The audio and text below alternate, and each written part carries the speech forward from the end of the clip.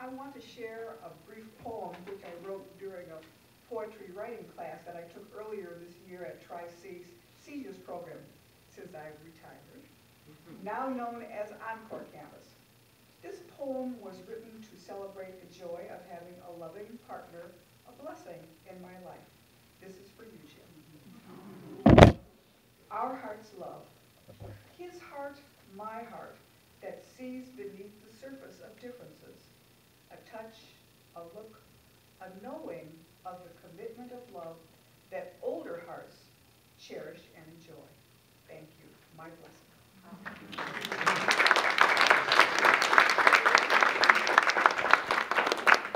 I gave a lot of thought before I decided to present this one briefly. Many years ago, I was lecturing in New York City for an eye care convention, and a storm was forecast, so I went to the airport a little bit early on a Sunday afternoon, and I was told that the flight I was scheduled on was on hold, but they could book some participants over onto another flight from US Air, and I went over to that line, and they said they would get me on the plane. They only had 2 seats left. And then just then a woman barged up past me, and she said to the reservationist, "I've got to get on this plane. My husband is a doctor at Cleveland Clinic, and he is scheduled to perform surgery tomorrow morning." The reservationist looked at me and said, "Would you be willing to give up your seat? If you are, we'll get you in a hotel right on the airport, and I'll get you out here first thing tomorrow morning. I'll even put you in first class." So I said, "Well, if he's got to go back to the hospital to perform surgery, I can be a little late for work the next day. Not a problem." That plane crashed, and they both got killed. And I did not know that till the next morning when I looked on the newspaper outside the door of my hotel room and identified that aircraft. And the seats in which I would have been sitting, those people got killed. So you never know if you're giving up something or if you're gaining something. And it's been a real challenge for me because I'm a licensed pilot. I flew the air races for 4 years, so I know a little bit about flying. And those things sometimes happen unexpectedly. But on a more positive note, many of you know of Stephen Simon, who's the famous Hollywood movie producer that is responsible for what we call Spiritual Cinema Circle. Many of us get their DVDs every single month. And he was helping my daughter Robin, who lives in Las Vegas, coaching her on a film. About 4 weeks ago, he had a massive coronary and 2 stents replaced. He went flatline 4 times. They had to start him with cardiac paddles, and he came back. And 2 weeks after he was released from the hospital, he called my daughter, and he said, "I want you to know that your movie is keeping me alive. There's no way I'm getting out of here until I see that thing on the big screen." So these kinds of things happen, and that's a miracle that he is still alive and well, and he's going to recover completely according to what the doctors say. So those are my 2 sharings today.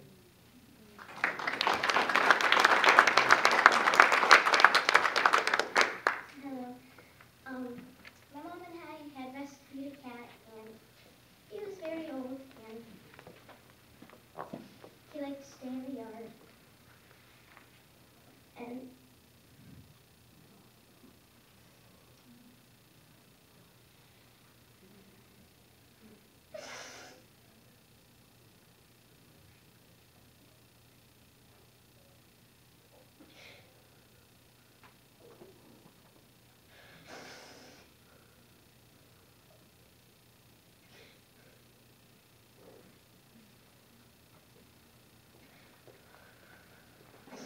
one day I went out to do get to remember who we truly are, which is perfect spirit. But I learn every Sunday in that other room with a number of other gentlemen and ladies that love is and nothing else happens. And that's an amen. Thank you.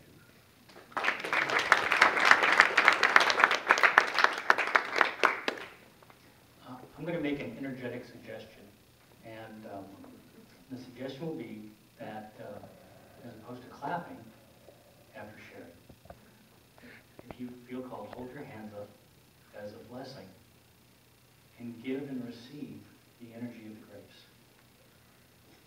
And let's see, that may be a more graceful blessing. I wanted to thank Lisa and talking about your mother with Alzheimer's, because my mother has Alzheimer's, so I know. And Lisa, I've been out of a job for 2.5 years. But when you think about it, in the last 2.5 years, and I wish I'm including a few of you here too, and my family, my friends, that you know, you're out of a job for 2.5 years. My mother has Alzheimer's. You know, there's a million of things that, you know, sometimes things don't go good. But then you look at everything around you, your friends, your family. How I am so full of grace as far as the love I have from all my friends and my family, and even the love of my animals. You know, listening to your daughter talk about my dog. I hike with her 3 or 4 times a week, and I talk to her, and she's like my best friend.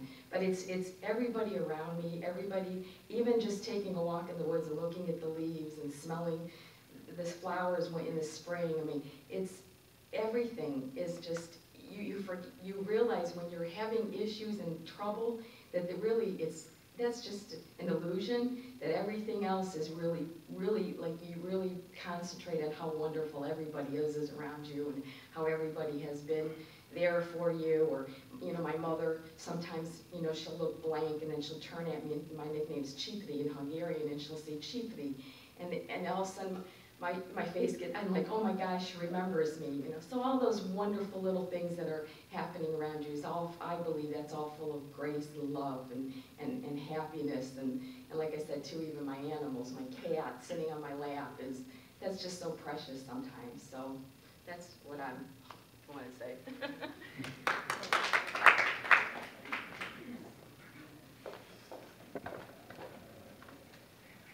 For those of you that don't know me, I'm Shannon. I've only been here a few times, but I recognize most of you. I don't really talk that well in public, but I really wanted to share this.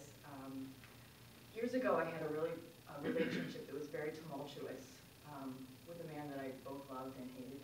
Maybe some people know about that, those feelings. And when the relationship ended, I was left in a very bad position financially because of some choices that he made, because he was angry with me. And for many years, I was mad at him, and I always, I held this seed in my heart of anger towards him. And one night, I went to bed, and I had a dream, and in the dream, I forgave him. And I woke up in the morning, and I had still forgiven him, and it was the best feeling. I felt so open, and this binding, I felt released from this binding that had been inside of me. And I think about that dream a lot because I still have anger towards other people, and for whatever reason, the time hadn't come for me to release those feelings and really feel that feeling of forgiveness. But I do know from that dream and in that moment, it is possible, and it's not always conscious choice. Sometimes it just comes to us in a moment of grace.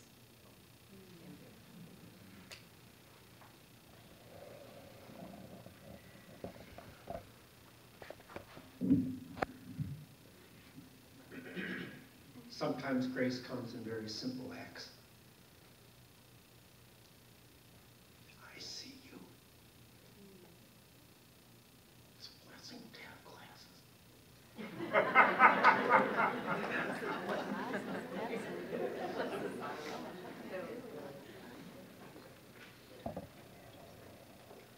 Well, keeping with the mother theme, the mother of my daughter, Lily, if you know her, Valerie, during our divorce,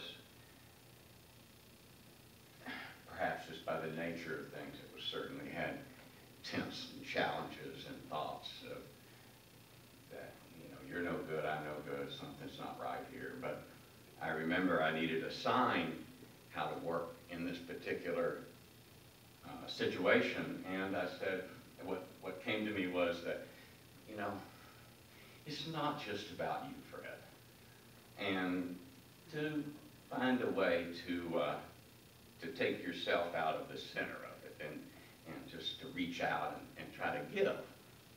And I remembered immediately the Buddhist prayers of that, may you be free of suffering. May you be happy. May you be healthy. May you be whole. And so for a period of time, that's what I spoke within myself when I thought of the situation and the person, and always those thoughts, it's never going to work out. And as I was pulling into the parking lot to see a counselor that was helping me through this at the time, Valerie called, and she said, you know, I've been wanting to call you and tell you that I really appreciate how much you helped me in this project that I'm writing. And she said, and I've made a decision that the tax situation that was part of the whole thing, you know, it's really your money this time. And let's just, you know, we'll move on beyond that. And of course, I just was a moment of connection, was what I really wanted.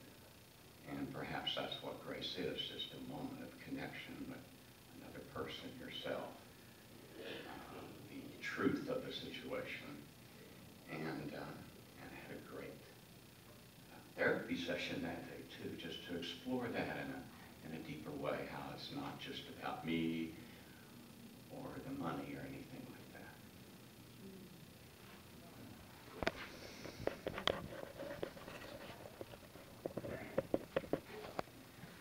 When Rick and I were dating 20 years ago, something like that, I realized he was probably somebody that I could spend the rest of my life with. And I mentioned that, I told him that I wanted to have children, and he said that wasn't something that interested him. And I said, well, I love you, you're awesome, but see you later, pal. I'm gonna have kids. And we actually broke up. And a few months later, he came back and said that he wanted to spend the rest of his life with me. And I said, what about kids? And he said, well, kids would be okay. And so I just believed him. And then 13 years ago, I was diagnosed with acute leukemia. And I was at the Cleveland Clinic, and all these doctors were in there, and they were telling me all these things that were going to happen as a result of the chemo if I lived. They didn't seem too sure about that part either.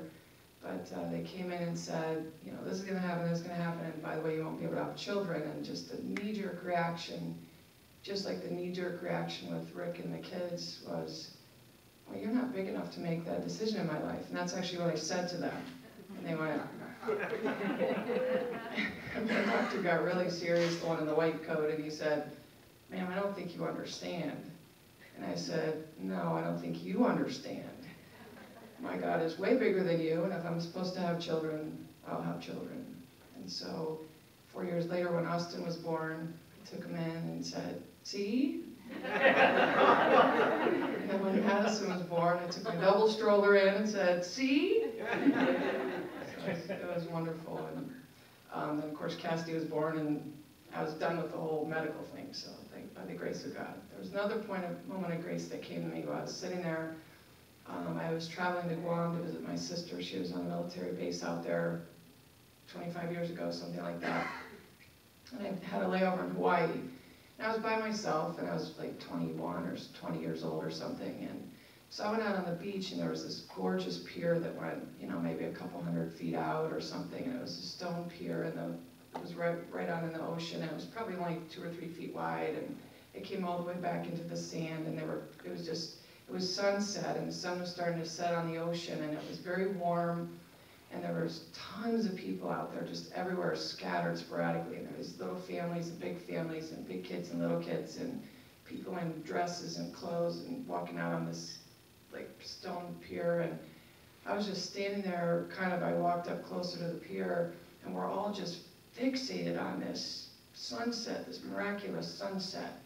And, you know, I was, all of a sudden I noticed there's all these languages, and, you know, I didn't understand most of them. I mean, I heard a couple of English words here and there, but I know there was a French family, and certainly local kids, and Spain, and all kinds of different languages. And then all of a sudden, we're all just gazing on this sunset, and this enormous wave comes up and splashes all of us. And we all just started laughing. And in an instant, I got it. Laughter is a universal language. And I was connected to the world in that moment.